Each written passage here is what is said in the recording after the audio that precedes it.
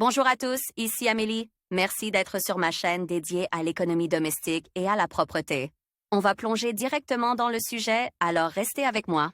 Le produit séché se distingue du produit séché par le pré-salage, il est prêt à être consommé sans autre transformation. Les carcasses séchées, en règle générale, sont fraîches et nécessitent une préparation supplémentaire. Elles doivent être bouillies ou frites avant d'être servies sur la table. Ce produit est souvent préparé par les habitants des régions septentrionales, de sorte qu'il se conserve bien pendant la période hivernale. Avant de sécher le poisson à la maison, il est recommandé de se familiariser avec les principales étapes de sa préparation. Sélection et préparation du poisson pour le salage. Pour la préparation du poisson séché, les types de poissons suivants sont les plus appropriés. Choisissez des carcasses de petite ou moyenne taille. Quant à savoir si le poisson congelé peut être séché, c'est tout à fait possible, mais il doit être décongelé au préalable. Il est préférable de saler le produit fraîchement pêché dans les 10 heures, afin de ne pas douter de sa qualité et de sa sécurité. Nous essayons de ramasser des carcasses de même taille, afin que tout le poisson soit bien salé. Avant de saler le poisson,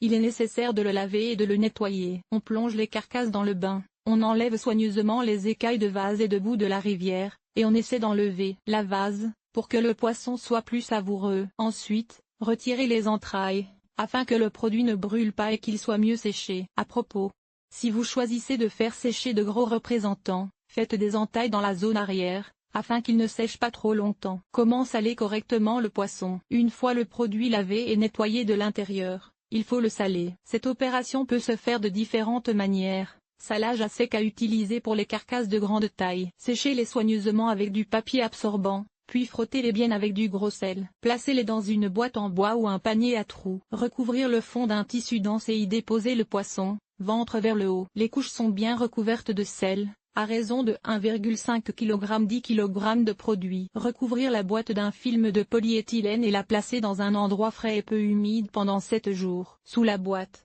placez un plateau ou posez un tissu, car par les fissures s'échappera l'excès d'humidité et de jus. Salage humide. Le fond d'un récipient de taille appropriée est recouvert d'une couche de gros sel, sur laquelle on dépose les carcasses de poisson préalablement frottées avec ce sel. On place d'abord le produit de plus grande taille, puis on remplit le récipient avec les petits poissons. Veillez à saupoudrer chaque couche de sel de manière à ce qu'elle recouvre complètement les carcasses. Placez un poids sur le dessus et mettez au frais pendant 4 jours. Marinage en saumure. Pour cette méthode de salage, il faut préparer une solution saline spéciale dans laquelle le poisson sera placé. Dissoudre le sel dans l'eau. Les proportions sont utilisées individuellement. Pour vérifier si la bouillie est préparée correctement, nous y plongeons un œuf cru, qui doit flotter. S'il est immergé dans le liquide, ajoutez du sel. Pour le trempage, utilisez des carcasses ne pesant pas plus de 500 g et laissez-les dans le liquide pendant 3 jours. Préparation du produit pour le séchage. Une fois le produit bien salé, on passe à l'étape suivante, le trempage. Cette procédure a pour but de débarrasser le poisson de l'excès de sel. Rincez les carcasses pendant 20 minutes, puis les laisser tremper pendant 3 à 7 heures, à raison de 1 jour de salage égale 1 heure de trempage. Pour vérifier si le produit est prêt pour le séchage, utilisez les méthodes suivantes. Appuyez sur le dos de la carcasse. Si un trou se forme, vous pouvez passer à l'étape suivante.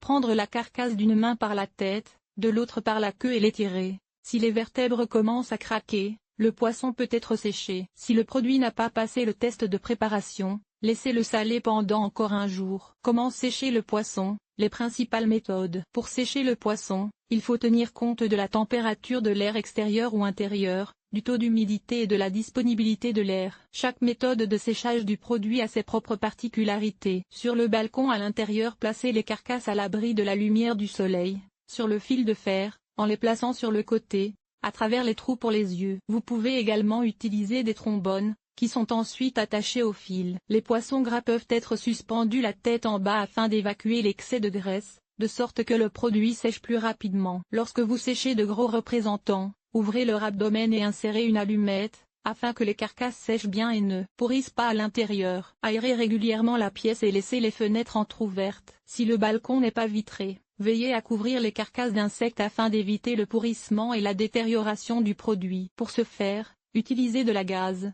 recouvrez-en le poisson suspendu ou construisez un cadre. À propos, la période la plus propice au séchage est le début de l'automne ou la fin du printemps, lorsque la température extérieure ne dépasse pas 20 degrés Celsius. Dans un appartement, il est recommandé de faire sécher le produit en le suspendant au-dessus de la cuisinière, à une hauteur d'environ 80 cm. Un ventilateur peut être utilisé pour assurer une bonne circulation de l'air. Au four. Pour sécher le poisson au four, placez le produit sur une grille et placez une plaque de cuisson en dessous. Réglez la température à 80 degrés Celsius maximum, sinon le poisson cuira. Ouvrez légèrement la porte du four pour permettre à l'air de circuler. Au bout de 2 heures, couvrez les têtes avec du papier d'aluminium et remettez les carcasses au four pour 4 à 5 heures supplémentaires. Suspendez le produit séché et faites-le sécher pendant 2 à 3 jours. Dans le séchoir électrique, les petites carcasses et les gros poissons coupés en morceaux peuvent être séchés rapidement dans un séchoir électrique. Lors du séchage du produit, la température ne doit pas dépasser 50 degrés Celsius. Sinon la vapeur se dégage et la viande se détache des os. Il est également possible d'éteindre complètement l'ombre chauffante et de n'utiliser que le mode soufflant. Placez le poisson sur les grilles,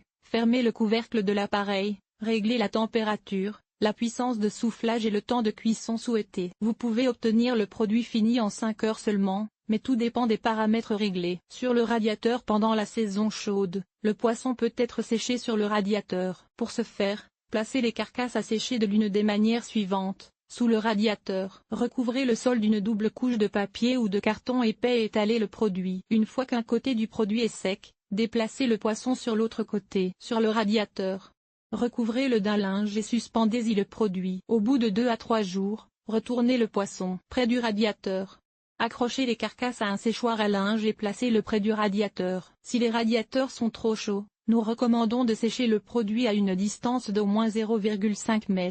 Micro-ondes. Seuls les fours à micro-ondes dotés d'une fonction de convection conviennent à la cuisson du produit. En effet, pendant le séchage, il est nécessaire d'assurer l'accès à l'air, ce qu'un four à micro-ondes classique ne peut pas faire. Réglez la température à 40 degrés Celsius maximum. Disposez les carcasses en une seule rangée et choisissez le temps de fonctionnement nécessaire. Important, il est déconseillé d'utiliser un four à micro-ondes. Il est déconseillé d'utiliser un four à micro-ondes pour sécher du poisson, car il y a de fortes chances qu'il soit simplement cuit à cœur. Temps de séchage du poisson. Le temps de séchage des carcasses dépend de la méthode de cuisson choisie, de la température et de l'humidité. Méthode de séchage. Temps nécessaire. Balcon chambre 5 à 7 jours au four, 2 à 3 jours dans un séchoir électrique. AT égale 50 degrés Celsius 5 à dans un séchoir électrique. Sans chauffage 24 heures sur le radiateur 4 à si le produit est séché en hiver, le temps de cuisson peut atteindre 14 jours. Pour vérifier si le produit est prêt, il faut le goûter. La présence d'une odeur de poisson cru indique que les carcasses doivent être séchées. En outre, prêtez attention à l'aspect du produit. La surface des carcasses doit être grasse et le poisson lui-même doit être dense et élastique. En même temps,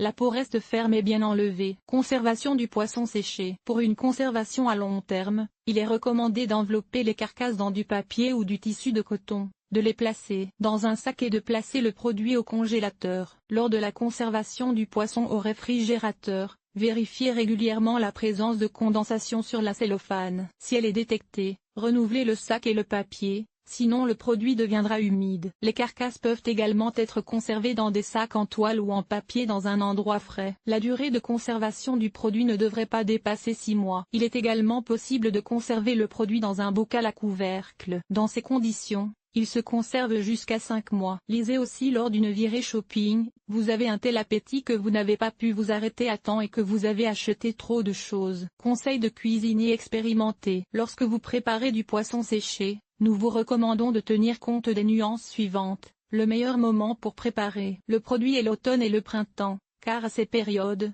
le poisson lui-même est plus gras et se révèle beaucoup plus savoureux. Pour éviter que les guêpes et les mouches ne se posent sur les carcasses, suspendez-les pendant la nuit. Elles auront ainsi le temps de s'altérer et de sécher avant le matin et n'attireront pas les insectes. En outre, vous pouvez enduire le produit d'un mélange d'huile de tournesol et de vinaigre. 3.2.1. Si, pendant le trempage, des carcasses surnagent, cela signifie qu'elles sont mal salées. Elles doivent être séchées séparément et consommées en premier. Ne séchez pas le produit en été, car sous l'influence des températures élevées, les carcasses deviendront amères ou même pourries. Pour bien sécher le poisson à la maison et obtenir un produit savoureux et goûteux, vous devez suivre toutes les principales étapes de sa préparation, ainsi que nos recommandations sur la préparation du produit, son salage et son séchage. Que pensez-vous de l'article ?